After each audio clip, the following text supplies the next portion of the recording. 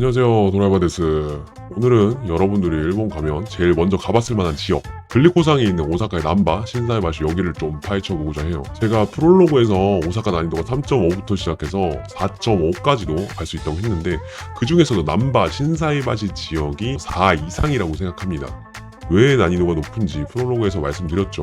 오사카에서 말 걸고 같이 놀거나 이제 분위기 좋게 친구 만들고 재밌게 노는 거 쉽죠. 오사카는 그 이유가 이제 문제라고 말씀드렸었죠. 오사카 제로 프롤로그 못 보신 분들은 꼭 보시고 마인드셋을 단단히 하고 가자고요. 여러분이 나중에 다른 지역 다룰 때 느끼시겠지만 일본의 길에서 멈춰서 들어주는 다른 현들에 비해서 오사카가 이제 같이 노는 거는 조금 쉬운데 말을 걸자마자 이제 휙 이렇게 가버리면서 스루 당한다든지 하는 경우도 있기 때문에 조금 이제 마음이 상할 수도 있어요. 근데 왜 하필 여기부터 하냐? 일단 제일 대표적인 곳이고 일본을 처음 가는 분들이 보통 오사카부터 가는데 그 중에서도 글리코상 있는 데서 사진 한 번씩 찍는단 말이죠. 혹시 모르잖아요. 기왕 한번 가는 거 인연을 만날 수 있을지도. 남바 신사이바시 이 지역은 일단 20대 초중반이 많고 오사카 여자들의 이제 평균적인 특성은 굉장히 활발하고 쿨합니다. 오사카 사투리도 심하고 일본 내에서는 기가 좀 센 편이기도 하고 개인차가 있지만 기는 뭐 한국 여자애들 생각하시면 됩니다. 관건은 시간이에요. 3번 정도 만날 수 있는 시간이 있으면 충분히 연인이 될 수 있죠. 하지만 우리 남성들 얼마나 시간이 촉박합니까? 내일 귀국인데 오사카 현지 출신 여자애들 기준으로 당일날 바로 연인으로 발전하거나 하는 게 일본 내에서 가장 어려운 오사카지만 그래도 가능성을 열어두고 팁을 드릴게요. 일본 내에서 유명 개그맨들이 제일 많이 배출되는 지역이고 못생겼다는 소리보다 재미없다는 소리가 더 듣기 싫다고 할 정도로 이제 웃기는 거에 진심인 도시라 여기 난파사들과의 경쟁도 엄청나고 특히 남바 신사이바시는 한국 사람들도 엄청 많아서 수요도 많고 공급도 많죠. 이거는 오사카 여자애들한테 들은 건데 일본 다른 지역이랑 다르게 오사카 여자들은 초반에는 좀 나서는 사람들을 좋아하는 느낌이에요. 그리고 제가 느낀 건 나서고 웃기다가 뭔가 결정적이다 싶은 막판에 분위기를 좀 죽여서 갔을 때 좋은 추억이 생겼었습니다. 왜 그런지까지 원론적인 거는 일단 생략할게요. 여러분이 오사카 출신을 만나야겠다 하면 당일에 원나잇이나 이런 건 좀 어려울 수도 있어요. 전제 조건은 누가 봐도 예쁜 오사카 출신입니다. 저는 남바 신사이바시에서는 오사카 출신이 아닌 다른 간사이 지역 여자애들도 여기서 많이 와서 일을 하니까 일을 끝내고 퇴근을 하는 여자애들한테 접근했을 때 좀 더 당일날 연인 모드까지도 잘 될 수 있는 확률이 높다고 말씀을 드리고 싶어요. 술자리까지 갔는데 오사카 출신이어도 뭐 어쩔 수 없죠. 거기서부터 판단 잘해서 간바떼 할 수밖에 없습니다. 일본 현지 난파사가 공유한 오사카 난파맵을 여러분들께 공유합니다. 제일 위에 신사이바시 역이 있고 그 밑으로 직진 쭉 내려가면 글리코상이랑 남바 역이 있어요.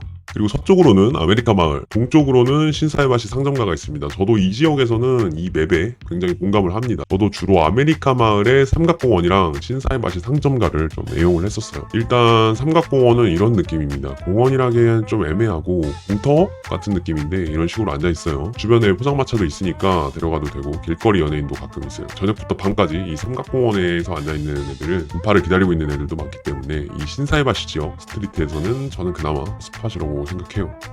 주의해야 될 점은 이제 10대 후반도 있으니까 잘 걸러야 돼요. 조심하시고요. 이 삼각공원 주변에 아메리카 마을, 이제 아메무라라고 하는데 여기도 마찬가지지만 경쟁률은 좀 셉니다. 프롤로그에서 말했듯이 일본 내에서는 한국인 버프가 제일 없는 지역이기 때문에 한국인이라고 해서 리액션이 기대한 것만큼 신속지는 않아요. 뭐 한국 좋아한다고 다 하겠지만 뭐 다른 지역만큼 이렇게 한국인을 신기해하지는 않는단 말이죠. 그래서 말을 걸 때 그냥 일본어도 한국어도 아닌 이제 영어로 걸어서 하이 근데 재미를 중시하는 오사카에서 똑같이 이제 스미마셍 하고 있으면은 바로 스루 당하는 거예요. 네. 뭔가 이제 흥미, 재미 이런 거를 초반에 보여줘야 되는 지역이라 일본어를 할 수 있어도 하이 때려줍니다. 네. 그리고 대답 듣기 전에 천천히 한마디 해주세요. Can you speak Japanese? 우리 일본어인 거 알죠? 근데 일본어 할 수 있냐고 영어로 물어봐줘서 이제 의외성을 줍니다. 이제 알아듣는 경우에는 yes 혹은 hi 이렇게 오겠죠. 여기서부터 할 수 있는 게 많아집니다. 이쁘다, 귀엽다 뭐 이런 뻔한 말만 절대 하지 마세요. 나는 너를 알아가고 싶은데 팝하고 써서 보여줘도 되고 좀 더 신박한 거는 미국 사람인 줄 알았어. 팝하고에 한국어로 말 보여주세요. 한국 사람인데 이게 간접적으로 드러나면서 번역되어 있는 걸 딱 봤을 때 의외로 좀 터져요. 뭐 일본어로 하든 팝하고로 하든 그건 여러분 선택이에요. 고노야로 나니? 이 새끼 뭐지? 막 머릿속에 혼란이 막 오겠죠. 바로 그때 나중에 프렌치 바로 그 친구 중에 제니퍼라고 귀여운 애 있는데 닮았어요. 프렌치 프라이 좋아해요? 바이브 갖춰서 미로크를 싹 발산해주는 거야. 완전 다른 접근이죠. 보통 가서 가와이 이뻐 귀여워 나랑 같이 마시러 갈래 먹으러 갈래 오빠 한국인이야 이런 뻔한 멘트 하고 있겠죠. 근데 초장부터 너는 미국인이야 딱 정해줬잖아. 여기서 때부터 이제 역학관계가 조금 기울어진 상태에서 시작되는 거예요. 프리셀렉션, 제니퍼라는 어떤 미국인 여사친이 있다는 거를 간접적으로 드러내면서 여자한테 인기 있다는 걸 드러내면서 동시에 그 귀여운 미국 여자의 제니퍼랑 너랑 닮았다고 칭찬하면서 자연스럽게 이 아메리칸 빌리지 아메무라에서 이제 미국 유니버스를 만들어서 프렌치 프라이까지 이제 연결시키고 있죠. 프렌치 프라이 좋아한다고 하면은 여기 맛있는 집이 있는데 내가 안내해줄게 하고 일본을 안내하면서 리드해도 되고, 나 여기 아메리카 마을이라고 기대해서 왔는데 몰라 혹시 안내해줄 수 있어? 하면서 안내받고 가서 프렌치 프라이 하나 사든 딴 거 먹든 같이 먹으면서 얘기하시면 돼요. 그리고 나는 사실 제니퍼가 이상형이었다 이런 얘기하면서, 아까 걔를 제니퍼에 투영시켰잖아요 이미. 그러니까 걔를 직접적으로 칭찬하지 않고 제니퍼를 칭찬하면서 간접적으로 칭찬해줍니다. 여기서 중요한 건 진짜 바이브예요. 미국 사람인 줄 알았어요 할 때 자신감 있는 표정으로 희죽희죽 살짝 웃어주면서 장난기 있는 표정으로 말해주는 게 포인트예요. 네. 희죽희죽 웃으랬다고 조커처럼 씩 웃으면 겁나 도망가니까 잘하셔야 돼요. 항상 얘기하지만 같은 멘트여도 이런 바이브들에 따라서 너무 다르다는 거 명심하세요. 그리고 돌발 상황이 나올 수가 있어요. 그 앉아있던 여자애가 다른 지역에서 일하러 온 애가 아니라 찐 오사카 출신이면 너 미국 사람인 줄 알았어 했을 때 놀라는 게 아니라 난데 안해 뭐라 카노 이렇게 세게 나올 수도 있거든요. 이게 오사카예요.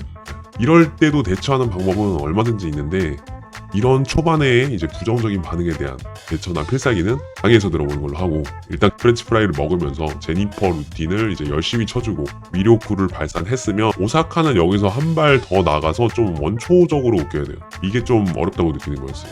능청맞은 바이브나 어떤 재치나 센스 그것만으로 다른 지역은 이제 패스가 되는데, 오사카는 뭔가 원초적인 웃음을 원하는 게 있어요. 어느 정도 연기력에 기반된 성대모사나 몸개그를 치든, 예를 들어서 뭐 19금 드립도 신동엽처럼 치면 어딜 가든 좋아할 텐데 오사카는 좀 더 원색적으로 쌈마이 나게 쳐야 된다 그래야 되나? 그런 걸 좋아하더라고요. 진짜 충격적이었던 게 이제 오사카에서 잘하는 현지 난파사 친구가 오빠 뭐 먹을래? 들었을 때 유튜브에서 말을 할 수가 없네. 여튼 그렇습니다. 골자는 그거예요. 한국에서도 일본에서도 저는 이런 거 뭐 필요도 없었고 안 하고도 잘했는데, 오사카는 뭔가 성대모사 같은 거라든지 뭔가 원초적인 웃음을 유발할 수 있는 게 하나 있으면 이제 큰 도움이 된다. 그리고 나서 2차로 이동해서는 계속 분위기 좋게 가다가 막판에 가라앉혀줘서 갭을 주면 됩니다. 오사카 남자애들은 처음부터 끝까지 웃기다가 끝나거든요. 우리는 웃기다가 마지막에 텐션을 좀 죽여주면서 결정적으로 바운스를 해줘야 돼요.